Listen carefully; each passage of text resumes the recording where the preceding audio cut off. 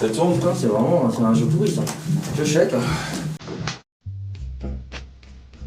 6 étages sans ascenseur. C'est ce qu'il a fallu grimper ce dimanche de novembre, avec 2 caméras sur le dos, pour avoir le droit de rencontrer Julien Bardakov, le traducteur star de Pokémon. Mais si, vous savez, c'est lui qui a baptisé tous les Pokémon en VF. Racaillou, c'est lui. Papillusion, c'est lui. Canartichaud, Bulbizarre, Tadmorp, c'est encore lui. Mais ce n'est pas ce qui nous amène aujourd'hui dans cet appartement du 14e branché où se retrouvent compagnons et complices du dit Julien, venus se plonger dans les parties de poker à l'ambiance assombrie par la nuit noire de fin d'après-midi, typique de l'hiver parisien, et par les vapeurs de cigarettes électroniques et analogiques. Non, aujourd'hui, on est venu parler de Watch Dogs 2, ou plutôt de la VF du jeu, car parmi les invités de cette petite soirée d'initiés, on trouvait quelques stars du doublage, comme Elias Changuel, Claire Barada et Adrien Larmande, comédiens rompus à l'exercice du doublage que vous avez sûrement déjà entendu dans un paquet de séries américaines ou de films hollywoodiens. C'était le moment parfait pour les faire parler un peu de leur travail de localisation, souvent oublié mais tellement important dans un jeu open world qui se veut moderne et surtout immersif. Je suis pris. Bienvenue chez DeadSec. Alors ce soir on joue au poker avec l'excellent Elias Changuel qui est un excellent joueur de poker et qui est hors champ, on le voit pas bien, et qui est la voix de Marcus dans Watch Dogs 2, le héros. Aussi. Non, tu l'as la même tête, ouais. Il a la même tête, c'est exactement le même. En fait voilà, on a enregistré et après on l'a modélisé. Et Adrien Larmande qui est la voix de Wrench dans Watch Dogs 2. Voilà. Donc ce soir on parle pas de Pokémon mais on parle de Watch Dogs pendant toute la soirée. T'as vu le trailer du dernier film de Jimmy Siska? Non, il est sorti. Vas-y, je veux le voir. Pas là-dessus. Pour le voir, faut qu'on ait un pur son. Un putain d'écran, un bon canapé, Ouais, t'as raison. et le silence absolu. Tu l'as déjà vu, toi? Bah non mec, je t'attendais. Oh, mais comment t'es trop cool. Ok tout le monde, on va mater le trailer, alors fermez vos gueules. Vos gueules. On se connaissait. Moi, par exemple, je ne connaissais pas Julien, que j'ai rencontré sur Watch Dogs. Je me casse. Mais les 3 garçons, enfin les 2 garçons, pardon. On se connaît parce qu'on fait beaucoup de doublage ensemble. Film, pub, dessin animé, série, jeux vidéo. Voilà.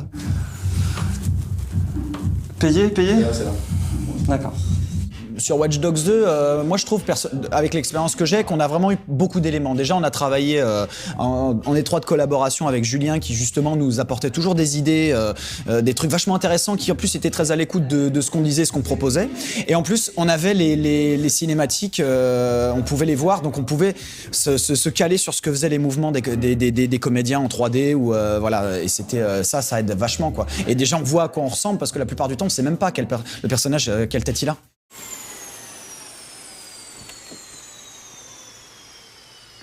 Non, mais sérieux, cette bagnole, c'est un truc de fou.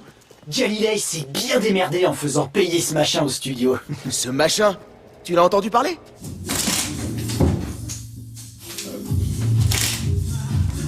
Moi, j'avais rien, par exemple. Les garçons avaient des éléments. Moi, je ne savais pas ce que je venais faire et je ne sais toujours pas la gueule. J'ai toujours pas ce que j'ai fait. Moi, je bosse à la fois avec les traducteurs quand il y a tellement de mots à traduire que je peux pas le faire tout seul, donc on en prend plein.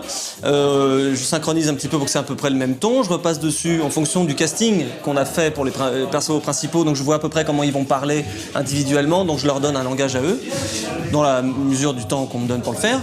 Et après, je viens au studio quand je suis allé chez Ubisoft voir le jeu à l'état embryonnaire et leur dire en avance des éléments qu'on a en cabine. Ah oui, mais à ce moment-là, en fait, non, tu peux pas jouer ça comme ça. C'est que tu es en train de conduire, donc il faut pas être aussi calme que maintenant. Et ainsi de suite. Voilà, vous avez compris. Mais je contredis un petit peu Adrien pour dire qu'on a eu beaucoup d'éléments. Ça nous arrive d'en avoir beaucoup plus que ça. C'est-à-dire qu'on pouvait voir les mouvements des lèvres finales voilà, pour les cinématiques où c'est plein pot comme ça. Là, non, c'était pas le cas. Donc, Nous, on a rarement autant d'éléments. Enfin, moi, personnellement, j'en ai rarement eu autant, tu vois. Bah, écoute, tant mieux. On bosse ensemble. Non, mais c'est bien, tu te réjouis de tout. Ah bah moi, il m'en faut peu. Pour Watch Dogs 1, on avait quand même, on a eu plus de temps et quand même plus d'images avec lesquelles bosser et plus de contexte. Il y a des moments, il y a des pavés, on sait pas du tout si c'est dans une mission, si c'est un passant, enfin on sait rien du tout. Et là, on a dû un peu jongler avec ça. Et au bout du compte, tout fonctionne et apparemment la VF est bien reçue. T'en as marre de choper que des ratatas? Et que ça, du recool et du ratatouille. Non, franchement, arrête, ça a vachement changé. Un mec Pokémon Go? Bah ouais, rejoins un peu, mec, ça a vachement changé. T'as un bonus d'ennemis et tout, c'est. En tout cas, moi je vois moins de gens dans la rue en train de faire ça. Quoi. Ouais, ça s'est calmé, mais là, le bonus qui fait que tous les jours tu gagnes un peu, elle est pas dégueu.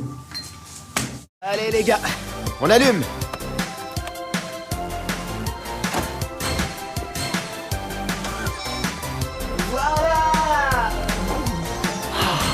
Et merde.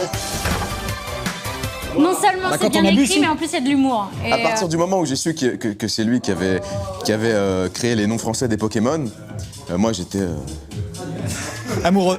amoureux. il y a un vrai truc avec le rôle de l'adaptateur. Non mais il a un vrai talent et c'est essentiel quand on est jeu vidéo, doublage, peu importe la structure. On n'a pas besoin de traducteurs, on a besoin d'adaptateurs qui nous donnent une différence, que ce soit au niveau de l'humour ou des références aussi. Et ça c'est hyper important et ça se sent tout de suite nous quand on arrive en tant que comédien. Si c'est traduit, si c'est Google Trad comme on dit souvent, soit il y a vraiment quelqu'un qui est passé derrière, qui a une intelligence du texte, une intelligence des mots et de la construction et de la cohérence de tout l'ensemble. Il y a les traducteurs aussi qui écrivent très bien. Dans Watch Dogs, comme je disais, on était plusieurs. C'est pas moi. J'ai pas tout écrit quoi. Non, mais tu m'étais. On mais a t'as fait la des cohérence traducteurs aussi. qui Non, sont mais t'as eu excellents quand depuis même Watch Dogs 1 d'ailleurs. Pardon. T'as eu la cohérence de l'ensemble, comme tu connaissais. C'est le geste de la cohérence. C'est la cohérence. C'est important la cohérence. Bah merci. Genre là, si tu savais pas que c'était Non, moi. j'aurais reconnu quand même. T'as reconnu Parce que j'ai regardé un gameplay genre il y a 2 jours. Ouais, mais tu sais, quand t'avais l'espèce de petit cosplay tout à l'heure, ça le faisait. Ouais. Parce que j'ai regardé le jeu, c'était Link et Terracil là qui faisait un gameplay dessus là.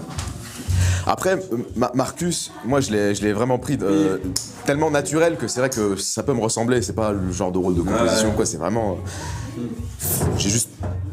J'ai composé un peu avec son énergie, son truc, tu vois. Je l'ai joué, mais sinon, je l'ai pris vraiment naturellement dans ma voix, quoi. Perso, je suis gamer, donc voilà. Donc Watch Dogs, j'avais joué, j'avais pas fini le premier, mais je connaissais quand même. Je suis fan de tous ces jeux-là, les open world. Et quand on m'a fait passer les essais pour The Ranch, je me suis dit, on m'aurait demandé lequel je voulais choisir, j'aurais voulu faire, c'était lui. C'était voilà, et que du bonheur. Et Elias, Ouais, moi. t'avais pas fait de jeux vidéo avant, donc peut-être que toi, ça te fait ni chaud ni froid. Ouais, moi j'en ai rien à foutre. Non, en fait, je suis pas gamer moi à la base. Je suis un petit gamer. J'ai joué à GTA avec des potes, on s'est bien marré. Et là, le fait de faire un jeu qui ressemble un peu à ça, mais avec un côté fun, avec une version française, une vraie version française, c'est-à-dire un univers français, un truc, c'était super cool, c'était super chouette et on s'est bien marré. Ouais. On a eu des fous rires en cabine parfois. Ouais. C'est super agréable de faire un projet comme ça. On a un bon coup à jouer là. Personne prendra leur défense, sauf peut-être les mecs qui sont déjà membres. On va tellement la bouillave, cette église de faux cul. C'est quoi, Bouillave? C'est quand un papa et une maman s'aiment très fort, Josh. Hein? Non, Julien était là, souvent il tournait avec nous dans les studios en support quoi, sur l'histoire, sur le texte et tout, mais sinon on était dirigé à chaque fois par un directeur artistique différent. Parfois c'était le même, il y avait plusieurs directeurs artistiques sur le projet. Et il y a parfois Julien qui a dirigé aussi. Un peu. Mais ouais. On aimait bien quand il était là. Non seulement c'était agréable de bosser avec eux, on avait un résultat et on parlait en plus la même langue. C'est-à-dire que quand on se donnait des références à demi-mot, c'était un jeu de tabou. C'est quand même one mind tout le temps. Genre souviens-toi, nanana. Ah ouais, voilà. Parce que c'est monsieur référence et il sait à peu près. On est assez proches.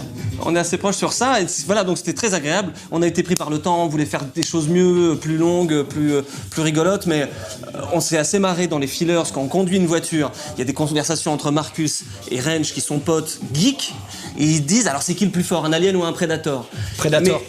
Et alors Adrien en live qui s'habille en Predator le week-end a changé des trucs qui étaient pas bons en anglais en fait sur la fiche technique. En anglais il disait le nom des Predators, les Yoja, et en français on disait pas, mais je dis c'est les Yoja, c'est les Predators, faut le dire. Donc. Faut dire les Yoja, voilà, on a des petites pépites partout. Moi l'anecdote qui a été repérée sur Twitter il y a pas longtemps, c'est quand je lui demande de chanter Nono le petit robot. Et parce que pour essayer de feinter, il fait pas je suis Nono le petit cadeau du lit, il fait je suis le petit robot comme ça. Voilà, complètement jésuite. Mais c'est dans quelle émission ça? Je me rappelle même plus. Mais si, parce qu'on poursuit un robot à un moment. Ah oui, bah oui, les robots de Electric Dreams. Oui, ceux que tu dois reprogrammer. Comment ça s'appelle? Court-circuit. Les robots flics, voilà. De court-circuit, et à un moment on récupère un, et dans la version anglaise, ils chantent le générique d'un film qui s'appelait Court-circuit, qui est sorti dans les années 80. Oui, Short Circuit. Voilà, mais qui, alors pour des obscurs comme nous, on sait ce que c'est. Johnny 5. Johnny 5, sauf qu'il cite, il chante le générique du 2, qui est jamais sorti en France. Bah celui où il est à New York, je l'ai vu.